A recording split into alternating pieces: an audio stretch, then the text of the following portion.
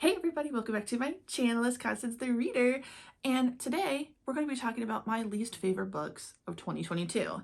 Now, I didn't think I would actually have anything for a video because I totally forgot the books that I read. And granted, I have read over 200, so I think that that's okay. Like, you can forgive me that I forgot that I read some of these, but I actually have stuff to put on a list, so it's time to get into a video. Now, there's really only one book on this list that I really hated. The others just weren't for me, and I probably would never read them again. And some of them I'm getting rid of when you will eventually see an unhaul video. But yeah, starting off, we're going to talk about Our Violent Ends by Chloe Gong. So this is the second book in the Violent Ends duology. I think it's called These Violent Ends duology. I could be wrong. This was a book that, this was a duology that I kind of felt like the first book could have just been a standalone and I would have been happy. It is a Romeo and Juliet retelling.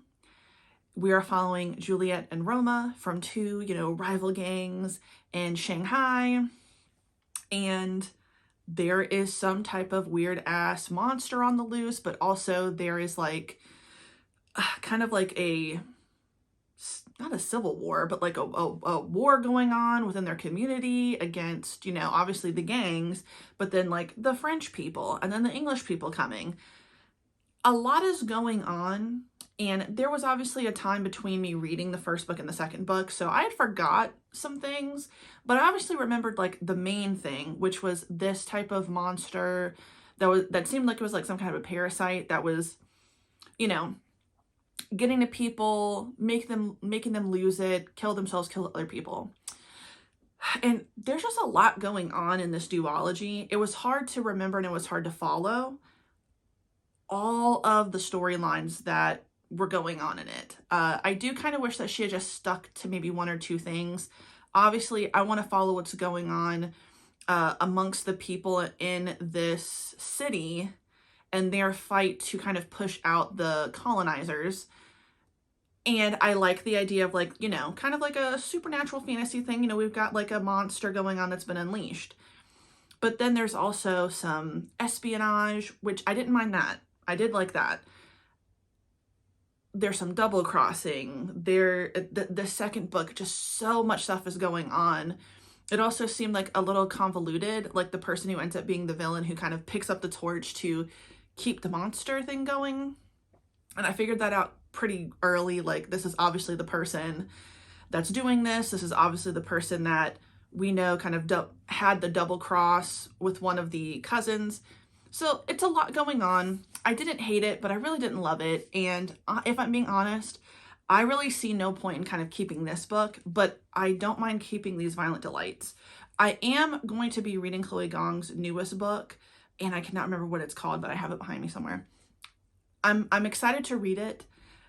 This just wasn't for me, and I do kind of feel like These Violent Delights could have just been a standalone book. That's just me though. Next was Dead Silence by S.A. Barnes. This was actually a really creepy book, but I was disappointed in the end of it because it's not exactly what I expected, but at the same time, I feel like it was kind of predictable that that's what happened. And then the ending definitely just kind of seemed a little rushed, a little corny. I'm not gonna lie. I didn't think that it needed that. I didn't think it needed like a love situation. But basically, this is about a group of people out in space. They're on the final like mission and it's time for them to come home, but they hear a distress signal and, because of space rules, they've got to go check it out. The captain of this crew really doesn't even want to go back in the first place. So you're not having to pull her arm to stop, her from going to help this distress signal. She really does not want to go back to Earth. And what they discover is this luxury spaceship that went missing many years ago that no one heard from.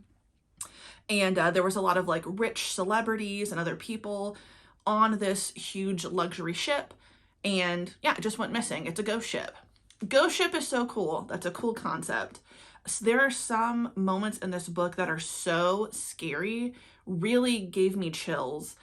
And then there's kind of like a time skip. So we don't exactly know what happens when this crew goes here, and then the chaos ensues after they found what they find on the ship. There's a bit of a time skip, and then we have an unreliable narrator. I'm not a fan of unreliable narrators, but I felt like this narrator was like, okay, all right, I would like us to get to the point now. So I didn't hate this. I still would recommend this book, but I don't think I'll ever reread it. But I do like the cover, so I'm kind of like tempted to keep it. I know, I'm really bad about that. But yeah, not terrible. I don't even really remember what I rated these books, but I know that I would never read this again. But I would still recommend this one. Next is The House Across the Lake by Riley Sager. I am like a little noob to Riley Sager books. I really enjoyed Home Before Dark. Survive the Night was okay. It was kind of predictable. There may have been another book I read by Riley Sager, I can't remember. And then there was House Across the Lake. I got this for Book of the Month. I was really excited. And honestly, for the most part, I actually really did like this book. We also have an unreliable narrator in this. She is a former actress who has since become an alcoholic. She's been forced to her like family, you know, lake house in Vermont by her mother because she has a breakdown. She lost her husband like a year or so before this breakdown, and it's just been very, very hard on her. Of course, nobody in her life thinks, you know what, maybe it's not a good idea to send the alcoholic, depressed woman to a remote lake house where she has no one really to talk to, but she still has access to alcohol. Who am I? Who am I wouldn't do that to my family, but who am I? And the main character, whose name I cannot remember, of course, Casey, she's across the lake in this really, you know, modern, you know, all glass house. There's a new couple, and it's a young couple, a tech guy and a former model, and she's kind of watching them from across the lake with her binoculars, and then she starts to see some very disturbing things about this couple, and then the woman goes missing. And this is also going back and forth in time a bit, where you see what led up to everything, and then what's happening now, and then the future. So it does kind of skip a bit.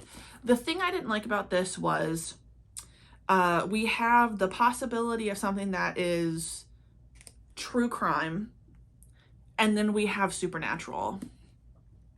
Personally, I prefer when they make it seem like something's going to be supernatural, but it's really not, and it would be like a true crime situation, versus you making it this way and then it somehow is supernatural. And I'm not really giving anything like too much away, but you know, just to be honest, there's this element of supernatural, and you're like, well, is that really necessary? And it really wasn't. And I felt like it took away from the book. Like, I feel like you wouldn't have needed the supernatural part of it, and you still would have liked it. Like, you still could have had something cool. All that to say, it wasn't my favorite. I'm definitely going to be gifting this, hopefully to my aunt if she's interested, because she likes thriller books. But I just don't see myself reading this. It was really predictable, but it was also kind of like, oh, okay, that was a choice, but whatever. No one asked me my opinion, so it is what it is. So next is one of the books that I hated, and that was Broken by Jenny Lawson. So that's a memoir by this woman named Jenny Lawson. She did the book that I feel like a lot of people read it, because at the time when it came out, I saw a lot of people talking about it on YouTube, and it's got like this smiling raccoon on the front. something furiously funny.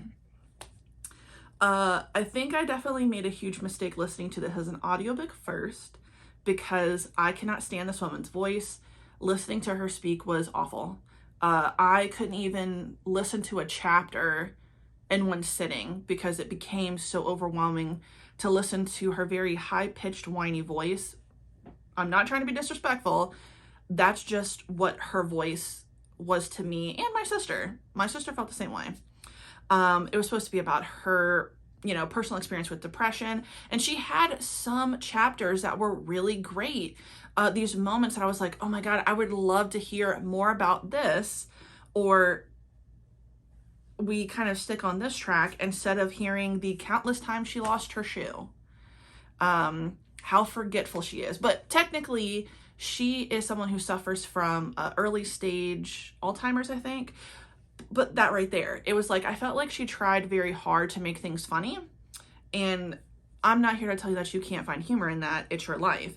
But she just wasn't good at making it funny. If she laughed at it, then that's all that matters. If she's happy with the book, if she's happy with what she wrote, then there you go. But for me, it was not an enjoyable experience to listen to as an audiobook. And then my mom let me borrow her copy because this is for our book club with my sister and my mom. And even that, I was like, maybe if I had started this way, I could have finished it. But even then, I don't know. So I'm not going to say I don't recommend that book. I just know that it wasn't for me, and I will never read that again. And I don't find myself compelled to read anything else by the author. It is what it is. Next, Stay Awake by Megan Golden. So I requested this on NetGalley. It just wasn't great. It was very predictable. It's about a woman who wakes up having amnesia. She finds, that she's written all over herself to remind her of things. She keeps losing things because every time she goes to sleep, she forgets the day before or something like that. It looks like she may have committed a murder. You're seeing multiple POVs, hers, the person who's trying to frame her, I think, who's trying to contact her all the way. She doesn't know who to trust. And then the police who are trying to find her. Just wasn't for me. I don't know. It felt like, I feel like I remember yelling at the book like, okay, I know that you eventually write stuff down, but then you lose it. And then you write stuff, writing it on yourself, there's no way that you could put any detail into writing on your hand what the fuck is going on. And then when she would write on her hand, it wasn't even like, bitch, you have amnesia. You know what I'm saying? Because then she would forget. So it just wasn't enjoyable. And I'm pretty sure I figured out what happened. So not for me. I'm not saying you wouldn't like it, but I would definitely never read that again. And it sucked because I really liked Night Swim, and I tried really hard not to compare the two because they're not the same. But I just like Night Swim more. That's going to be my favorite from that author, and I would absolutely recommend that one and listen to it as an audiobook. I also listened to The Butcher and the Wren by Elena Urquhart. So that was her debut. It's a thriller. And that one was also so confusing to follow. I got to a point in the book, and I listened to it as an audiobook, where I was like, wait, what happened? What's going on? How does this person know this? Oh, this person is this person? Okay. Yeah, I think for a debut, this author did a good job, but I didn't enjoy it. I thought it was kind of predictable, but at the same time, it was a little boring and frustrating. And it's about this woman who is a forensic, a mortician or something. She works with the police, and now I cannot remember what that thing is called. But the thing that really threw me off was, like, I don't remember the person who does, like, the autopsy traipsing around with the police the way that she was doing. So at first I thought that she was a cop, and I was like, okay, this makes sense. And then you find out that she is not a police officer, and I'm like, I don't think that y'all are there like that. You're there, but you're not hunting down the damn killer. That's not what your job is. And on top of that, the killer was not as clever as he definitely thought he was. And as I said, we're kind of like have different POVs. It's of the killer, but it's also of her, and of her tracking him. But we also go back in time to see how he used to kill people, which apparently was very, very well thought out and really great. And now where he kind of sucks. And I don't know. She left it open so there could be another book. I don't think I would ever read another book, but that's just me. But we'll see. You can always give someone a chance. But it just wasn't for me. And that's okay. And last, Clown in a Cornfield 2, Friendo Lives by Adam Caesar. So I loved the first book, Clown in a Cornfield. I listened to it as an audiobook, and I thought it was such a good slasher. It's teen, young adult, and it's pretty brutal. It's pretty brutal. Basically, the adults in this town kind of turn on the teenagers who have been a little buck wild every now and then. And it's Halloween, and they have this huge like party in some cornfield, and then they just all these kids. A year later or so is when we pick up with this second book, and we're following 3 of the survivors who, you know, are trying to live their lives. One thing I liked about it was that I think the author did a good job of showing how these three kids were traumatized and how they were dealing with their PTSD, you know, since this incident has happened. So I definitely liked that the characters had some depth, you know, and I think he did a good job the first time too. The town is kind of trying to move on, but there was a bit of a cover up because of how many people were involved in killing these kids. And now that there's this movement of people who believe that the cover up is more of a cover up, and it becomes so over the top with why these conspiracy theorists think what they think and then what they're willing to do to get the truth, that I'm not saying it's unrealistic. I mean, come on, this is America, and we had this whole thing called, so I'm not going to put it past anybody to act damn fool over a conspiracy theory and somebody telling them to do something and using social media to rile people up. But I did kind of wonder, it doesn't seem like anybody has like a plan here of how, like, y'all are going to kill people to prove that these people didn't really kill those people for that reason. You'd have to read it to understand how that doesn't really make any sense. And yeah, I was lost, but I will say the one redeeming thing about this book is the relationship between the younger sister of one of the girls who was killed in the first book and a woman in the community who owns the theater. I absolutely will not give anything away, but in the end, when you find out the true relationship, I sobbed in my car. I could not take that mentally. That was too much for me. And of everything that was going on, that relationship was my favorite. And it definitely broke me to find out the truth. And for that person to find out the truth, it was too much. Also hated the relationship between the two guys, the two main characters who I can't remember their names. But of the three survivors, it's two guys who are now dating. They shouldn't be together. Let's just leave it at that. They shouldn't be together. Was it Rust and Cole? Something like that. Not the best names. I don't think those are the names. Someone's nickname is Rust, I think. I don't know. But they shouldn't have been together. It's the rich boy who, you know, is very popular and traditionally good looking, with the kind of like middle class normal dude who has suffered the most from all three of them have suffered, you know, mentally, but it seems like I think his name is Rust, is the one who's going through it the most. Like, he really, really has a lot of anxiety and doesn't really know what to do with it, basically. So, you know, you have the female main character. She got into, you know, both of them train with each other, but I feel like she's quicker to fight and he's quick to flight. Does that make sense? Anyway, wasn't the best book. I definitely will stick to the first book. I'm going to act like there is no second book and just, it's going to be a standalone for me. I'm fine with that. So yeah, those are my least favorite books of 2022.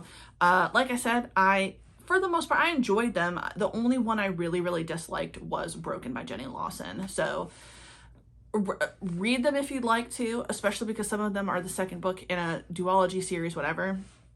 But not for me. So those are my least favorite of this year. So yes, thank you so much for watching. What did you think? Any of these that I read, you agree not the best? Or do you think I'm the wrong one and they were your favorite book of the year? Let me know in the comments. I appreciate it. And thank you so much for watching my video. If you like the video, please like the video. If you like the video, subscribe, hit the notification bell, follow me on other social media. You know the drill. You have a good day. Goodbye.